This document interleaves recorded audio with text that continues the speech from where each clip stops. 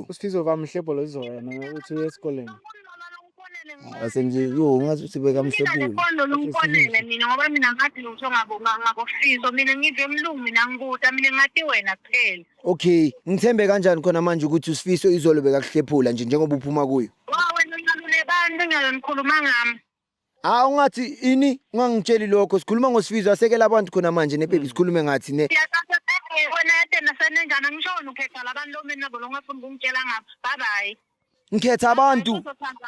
Hayi ngishuthi ngizothandzana nabo. Angithi nawe nakho khona uSifiso. Ngenzeni?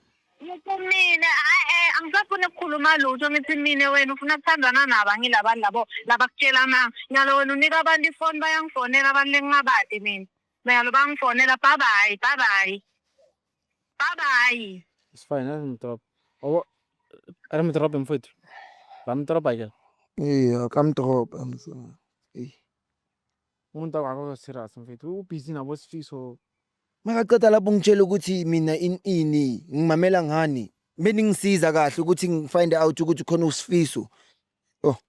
So uyabo ukuthi bosimoshile isikhathi. Kahle kahle imini yakhe uSifiso. Wena kahle kahle umuntu okudlala.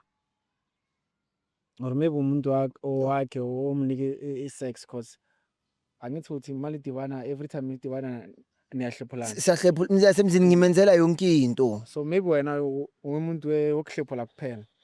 uSifiso uyimini. Yeah, uyakhokha. Sorry my brother, ne? Can I organize counseling for you? Yeah. Can I organize counseling for you?